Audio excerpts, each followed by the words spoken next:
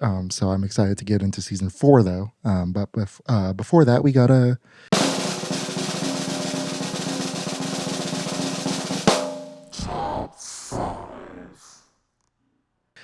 interesting little top 5. We do, courtesy of you. But I'm You gonna be introing it. It's top 5 catchphrases, or I think we're including slogans in here. mhm. Um, I'm excited. This was a tough one for me. I limited myself a lot because I've been slacking. I'm always throwing in some barely applicable top fives, and so I made it as hard on myself as I could for Nice. such a simple topic. But I'm very curious to hear yours. So why don't you kick us off? Yeah, my number 5 is kind of similar to my number 1, Mm, in that these started out as catchphrases within a TV show, and then they slowly bled into pop culture, and then now people just use it without even knowing where it's from, which I love. I love it. I love yeah. that about this idea and about this whole thing. And that, of course, is from the show Parks and Recreation. It's the slogan by Tom Haverford and Donna. Treat yourself. Right when you Um, said Parks and Rec, I had a feel.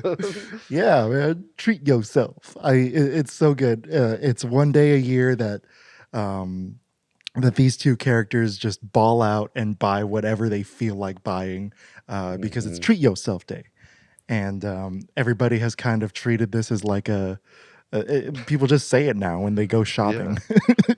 It's not even a holiday that people celebrate anymore. But what I like about it is that they, from the first time that they do it to the last time that they do it in the show, it's more over the top as they go along. Like in the Mhm. last season, they eat at this really high end restaurant where celebrities eat sushi from fish that they own. And they're like, this is $150 for one piece. Treat yourself. Hell yeah. It's yeah, it's great. It's entertaining, and it always puts a smile on my face when I just watch the clips on YouTube. I don't even watch the episodes. Yeah. Yeah. My number 5 also bled into American, especially linguistics, but in the worst possible way. And that's why it's my number 5, because it's the most annoying fucking shit in the world when other people do it. And that's my wife from Borat. I knew you would have it. I knew you would have it. Yeah. It's hilarious when he does it, but all you kids out there need to cut this shit. Yeah. Yeah, it was a plague upon humanity. But you got to respect the influence. So I had Yes. to include it at number 5, but no higher because it's infuriating to me. Oddly enough, my number 4 is also 2 words, and it also inspires a lot of half baked impressions by individuals. It also comes from a comedy film. It's, Mhm. of course, yeah, baby, from the Austin Also, real annoying. from the Austin Powers franchise. I actually have never seen 3, but Oh. yeah, but I love number 1. I've seen it probably 4 times, and it makes me laugh every time.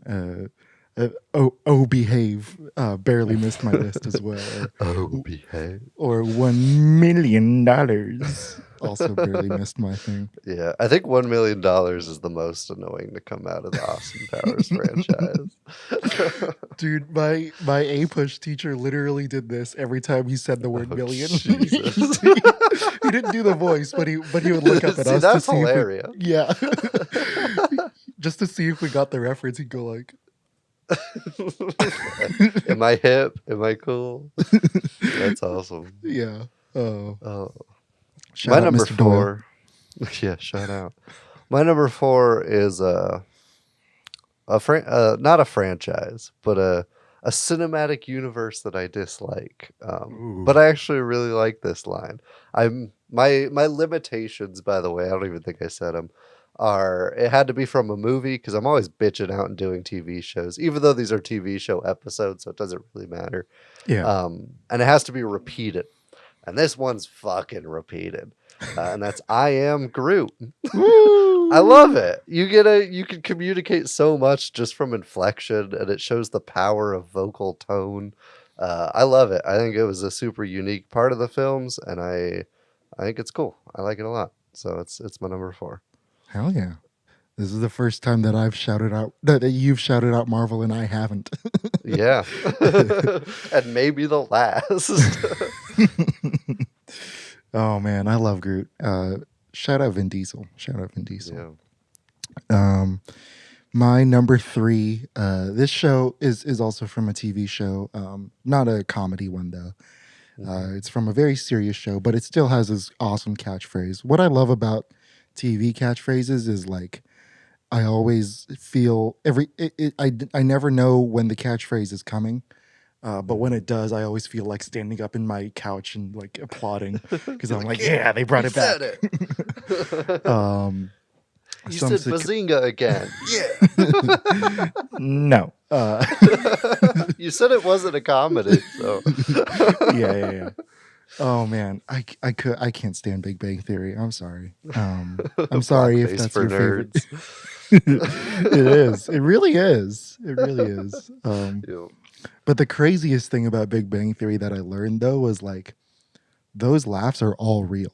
Like they Yeah. shoot in front of a It's live. great. Which is insane. I don't get it. Have I you seen don't the get show without it, with those edited out? Oh yeah. It's That- so weird. That one and How I Met Your Mother because it's edited. Mhm. Like oh my god, Yeah. it's so cringy. Yeah. But this one is from a gangster show, a British gangster show called Peaky Blinders, and every time they say it, it's badass, it's menacing, and I love when Arthur says it especially because he likes to growl. He's like, by order of the Peaky Blinders, and it's great. It's great. By order of the Peaky Blinders. Hell yeah. One of those shows I haven't seen still. I'm just now realizing that 4 of my 5 are from comedies, including this one. We're just sticking to the theme.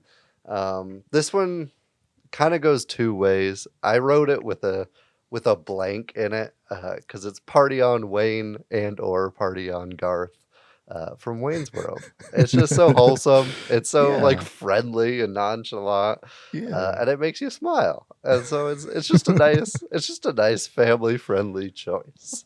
Party on, man. I love him. I love him. We need a comeback for Dana Carvey too, man. We really Where's his do. comeback? Yeah. He is so underused his entire career. I don't know. He's just been in the shadows. It's sad. Did you ever watch the Dana Carvey show? No. It was like it was only around for like 10. It was a variety show, but it was only around for like 10 episodes. And they did a documentary about it, and it was like him, like freaking Stephen Colbert was there, Steve Carell was there. Oh damn. Louis C.K. was on the writing staff, was like the head writer. I think Bob Odenkirk was also writing on the show. It was He like just writes for everything, and Yeah. nobody knows. It's crazy. Yeah, it's great. But the first sketch they did, I should it's like like I don't know how they got away with it, but they basically Dana Carvey's doing his Bill Clinton impression. Mhm. And then he's kind of wearing a fat suit, and you're like, why is he wearing a fat suit? And he opens up the suit, and it's a bunch of like artificial nipples that are squirting out real milk, and they get like 8 real puppies, to drink milk out of his prosthetic That's nipples amazing. while he's just talking like Bill Clinton. I need to watch it. It's amazing. It's amazing. It's fantastic. Yeah. And then yeah, so I really love that about yeah. Where am I at? Number 2? Yeah, number 2. Give us a steaming number 2. Oh, I've already gone on 2 different segues. I'm sorry. My number two is, of course, from Mad Max Fury Road. It's Witness Me. But Mm. what I love about this is that it kind of starts out as this kind of like blood curdling warrior cry that Nux yells out when he watches his brother do like a suicide bomb type thing. Um, and it's intimidating, it's crazy, it's wacky, it's everything that Mad Max Fury Road is.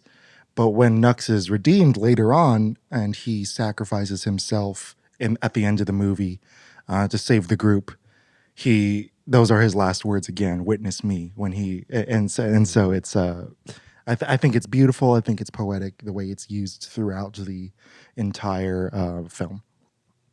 Hell yeah, dude. Wouldn't be an episode if you're not shouting out Mad Max. It's on the list. You've got to hit one of one of a few in order to appease the people. Yeah. What's Um, yours? That I can't think of one that you always do. Fincher? Pokemon for some Pokemon. reason, That's even right. though That's I'm not a right. big Pokemon fan.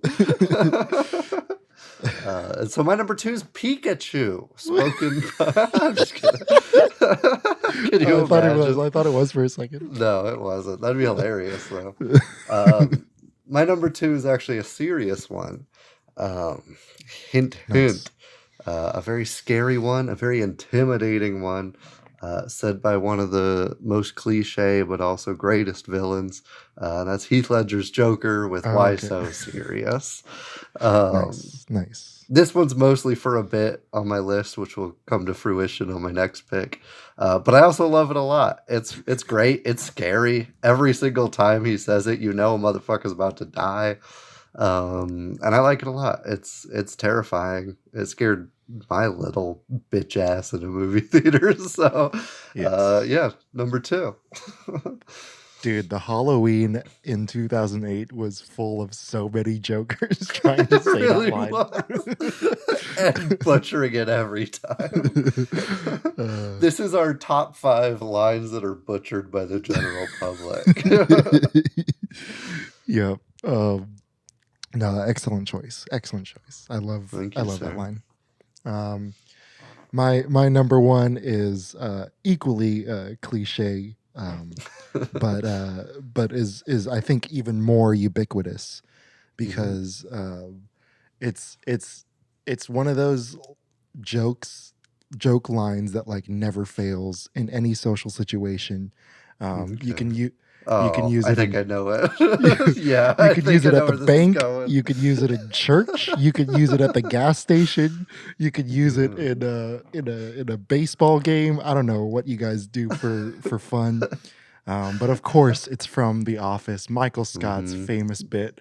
Uh, Yeah. that's what she said. Um, What? Also has a Parks and Rec syndrome where people forget that it's like from a show. yeah, it's crazy. But I love that that it's endured this whole time, and that Hmm.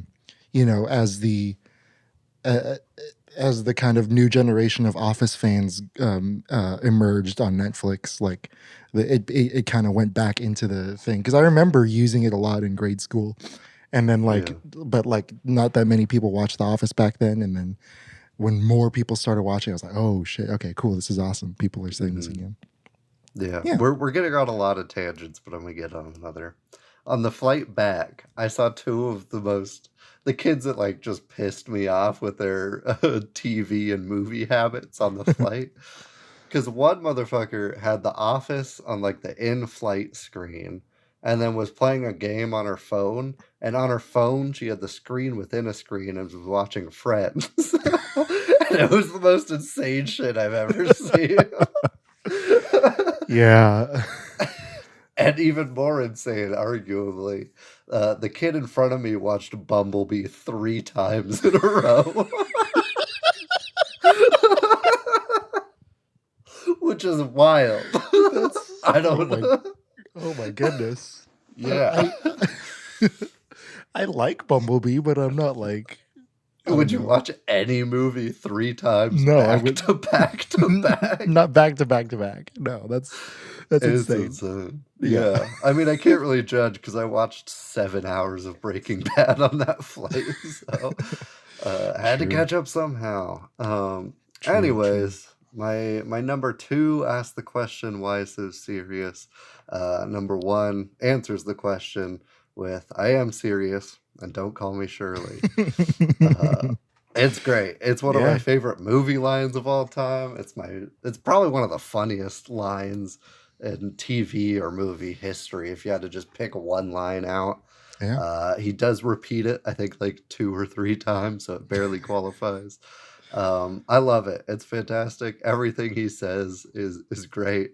Every single line. I love it. And the airplane is always gonna have a special place in my heart. So that's my number 1.